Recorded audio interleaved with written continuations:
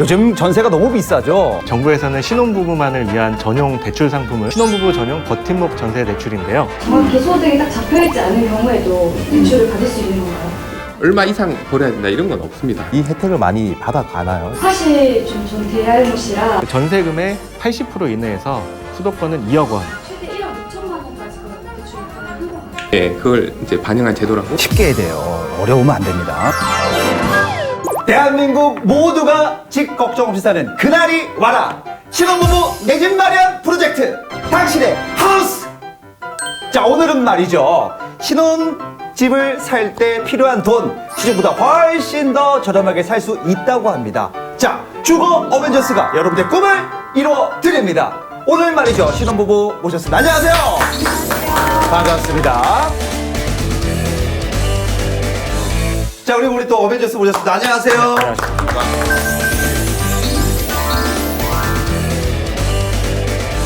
또 룰이 있습니다. 오늘 이분들에게 궁금한 거 다 물어보시고 이분들 대답이 마음에 드신다. 그럼 공을 넣어주시면 됩니다.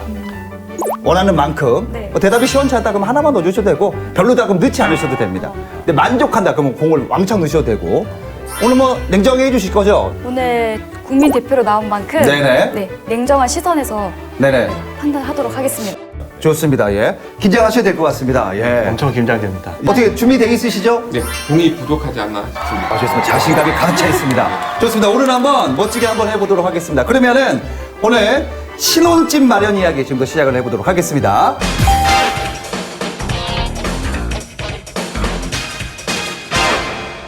자, 신혼집 어떻게 마련했을까? 우리 두 분은 3년 차시죠? 네, 맞습니다. 결혼하신 지? 사실 신혼집 마련할 때는 발품을 팔기도 하고 네네. 근데 사실 저희는 또 부모님의 도움을 조금 받았거든요. 대출이 좀 많습니까? 적습니까? 아주 많습니다. 아주 네. 많다고 합니다. 우리 궁금한 게 많은 것 같아요. 네. 전세도 궁금하지만 네. 사실 매매도 궁금하기도 하고 네네. 그래서 이것저것 저도 공부를 많이 해서 네. 질문을 많이 준비해왔거든요. 네네. 네. 서울 집값 같은 경우 너무 비싼데 맞아요. 돈이 저희가 모자라면 전세값이 모자라잖아요. 그러면 그렇죠. 이제 어떻게 가능한지. 네, 그래서 정부에서는 신혼부부만을 위한 전용 대출 상품을 저리로 대출해주고 있는 상품이 있습니다. 바로 신혼부부 전용 버팀목 전세 대출인데요. 신혼부부 전세 자금 대출은 1%대 금리로 수도권 기준으로 최대 2억 원까지 대출을 해드리고 있습니다. 근데 그 이자가 좀 부담이 될 수도 있어요. 거기에 대해서 이제 조금 금리가 좀 낮다는 거죠. 예, 맞습니다. 시중은행 요즘에 많이 떨어져서 한 3% 정도 되는 걸로 알고 있는데 네네. 버팀목 전세 대출은 1%에서 2%대 수준이면 전세 자금 대출을 받으실 수 있습니다. 아, 전세 대출은 굉장히 저렴합니다. 그죠? 그럼 1%, 2%대면 거의 뭐 이자가 좀 적게 나가는 거네요.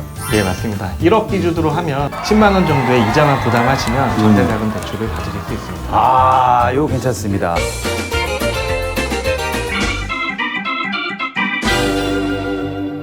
궁금한 네네. 게 그 원금 상환을 같이 해야 되거나 이런 건 중요합니다. 아, 예리했어요. 전세자금 대출의 경우에는 이제 중간에 갚는 게 아니고 만기에 일시로 갚는 거기 때문에 중간에 원금 상환이 이루어지고 그런 시스템은 아닙니다. 그러니까 한마디로 전세를 이제 대출을 하고 나서 이자만 하고 나중에 전세 끝날 때 다시 돌려달라. 그렇습니다. 이 의미죠? 예, 그렇습니다. 좋습니다. 혹시 뭐 버팀목 전세 대출 들어보셨어요, 우리? 네, 저는 뭐 인터넷이나 블로그를 통해서 많이 보기는 했는데 사실 좀 전 대알못이라 아, 봐도 뭐가 뭔지 잘 모르겠더라고요. 네, 신혼부부 전용 버팀목 대출은 혼인 7년 이내 3개월 이내 결혼 예정자면 받으실 수 있는데요. 부부 합산 연소득 6천만 원 이내, 세전으로 500 정도입니다. 정도 네. 무주택이어야 하고요. 네. 그 전세금의 80% 이내에서 수도권은 2억 원, 지방은 1억 6천만 원까지 지원을 받으실 수 있습니다. 그러니까 그 전세가 비쌀 수도 있잖아요. 맞습니다. 그거 얼마까지예요, 전세는? 수도권 기준으로 3억. 아, 근데 요거는 조금 불만이 있습니다. 솔직히 3억짜리 전세가 많지가 않아요. 그죠? 네, 그렇게 생각하실 수도 있는데요. 네네. 저희 주택도시 기금으로 지원을 해드리는 거기 때문에 한정된 재원으로 많은 분들을 지원을 하다 보니까 그렇죠. 네. 불가피하게 좀 기준을 좀 낮게 설정할 수밖에 없는 부분을 좀 이해해 주셨으면 좋겠습니다. 다자녀 같은 경우에는 이제 1억 올려서 저희가 그 보증금 한도를 좀 더 올려서 아, 자녀가 있으면 1억이 올라갑니까? 네, 전세 다자녀인 대출이? 경우는. 다자녀인 경우 3명 이상일 때는 올라간다.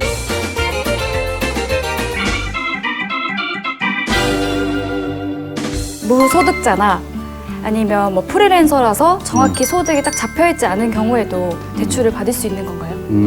요것도 예리했습니다 지금. 전세자금 대출 네. 같은 경우에는 저희가 이제 소득 상한선이 있는 거지 얼마 이상 벌어야 된다 이런 건 없습니다. 그렇기 때문에 충분히 대출이 가능하시고요. 그런데 저희가 대출을 하실 때 보통 은행에서 보증서를 이제 받아서 대출을 하다 보니까 그렇죠. 그런 경우에는 대출 한도가 좀 낮아지는 그런 수도 있습니다. 근데 그 예비 신혼부부도 가능하다고 들었습니다. 네. 예, 그 이제 그 예비 신혼부부이신 경우에 미리 혼인 신고를 미리 하실 필요는 없고요. 그렇죠. 보통 이제 대출 신청 시 3개월 이내에 혼인한다는 그런 이제 증빙 서류를 제출하시면 되는데 보통 청첩장을 내시면 청첩장. 가능하시겠습니다. 그러니까 요것도 하여튼간 결혼을 예비인데 어떻게 보면 청첩장이 없는 경우도 있단 말이에요. 그죠? 뭐 우리 결혼할 거다 1년 뒤에 이렇게 구두상하는 경우도 있단 말이에요. 이런 경우 아까 말씀드렸듯이 3개월 이내에 결혼한다는 전제가 있어요. 3개월 안에. 예. 보통 3개월 이내에는 보통 청첩장이 나오기 때문에 그렇죠. 예, 그걸 이제 반영한 제도라고 보시면 됩니다. 3개월. 근데 청첩장을 제출하고 나서 혼인을 한 부부들은 네. 이제 하고 나서 혼인신고서나 뭐 주민등록 등본 같은 추가적인 거를 나중에 제출을 꼭 해야 되나요? 네, 그렇죠. 그렇습니다. 네. 대출 실행일 이후로 3개월 이내 혼인 신고 후에 주민등록 이제 등본을 제출하는 건 필수 사항이기 때문에 실제로 이제 그 제출 안 하시면 기한이 상실이라고 대출을 상환하셔야 될 수도 있습니다. 바로 뺏기는 거군요. 예, 그럴 수도 있기 때문에 그런데 혹시나 이제 그 부득이한 사유가 있는 경우에는 미제출 사유서라는 걸 쓰셔가지고 3개월 정도 또 연장을 하실 수는 있습니다. 근데 만약에 집을 먼저 구하고 나서 그럼 대출 신청을 해야 되는 건지 대출을 또 신청하려면 대출 보증도 받아야 되잖아요. 네네. 그래서 이게 너무 복잡하고 어렵더라고요. 어려워요. 전세 대출 신청하는 게 그렇게 어렵진 않습니다, 사실은. 네.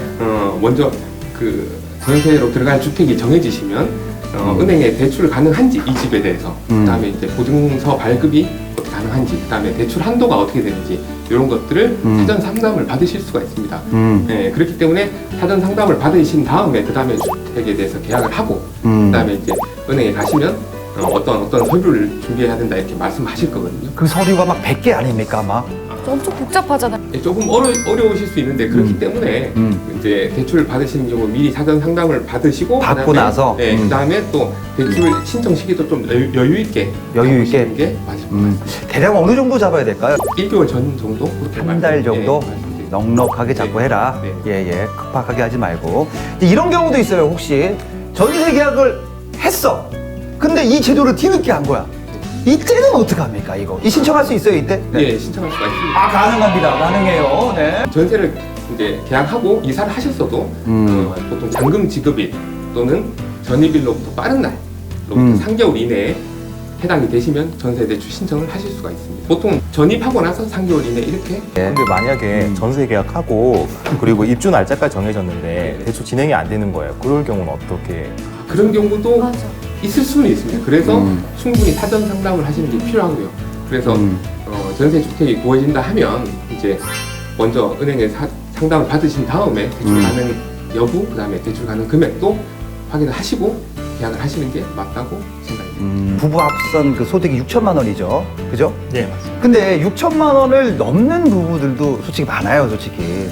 그죠? 그런 그런 부분은 부분도 있고. 행여나 6천만 원인데 야근 수당에서 좀 더 붙어갖고 또 늘어났어. 이럴 경우에는 어떻게 합니까? 수당까지 포함된 세전 총소득이기 때문에 네, 그렇습니다. 그 어떻게 하든지 무슨 그 소득에 다 포함이 되면 안 된다는 거네요. 이 조건에 부합하는 사람이 많지는 않지 않을까요? 그렇죠. 네네. 요즘 다 맞벌이 하고 예, 소득 기준이 이렇게 맞벌이 같은 그 신혼부부 같은 경우에는 맞벌이 부부들이 참 많으실 텐데요. 그 소득 기준이 다소 낮다고 느껴질 수 있습니다.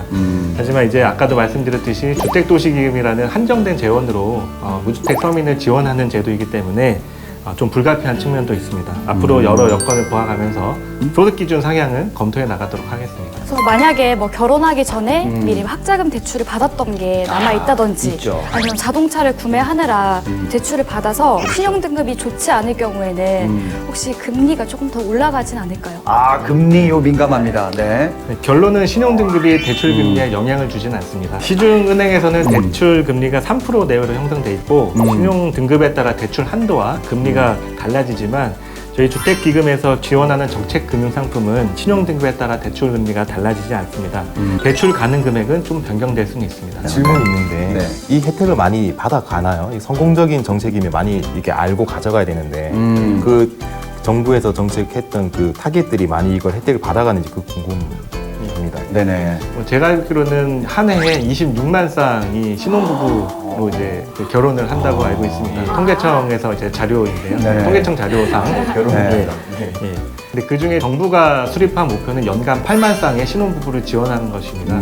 실제로 작년 같은 경우에 약 8만 가구의 신혼부부를 지원하였고 올해도 그 목표를 달성할 것으로 예상하고 있습니다. 아, 부부가 이용하는 시중 주거래 은행이 다를 경우에는 어느 쪽에서 은행이 대출을 받아야 조금 더 유리할까요? 주택도시기금 같은 경우에는 어느 은행을 간다고 해서 금리나 이런 게 다르지는 않고요. 예. 그리고 기금 취급은행이 보통 우리은행, 국민은행, 그다음에 신한은행, 기업은행, 농협은행 이렇게 5군데가 있기 때문에 예, 어디든지 찾아가시면 동일한 조건으로 대출을 받으실 수 있고요.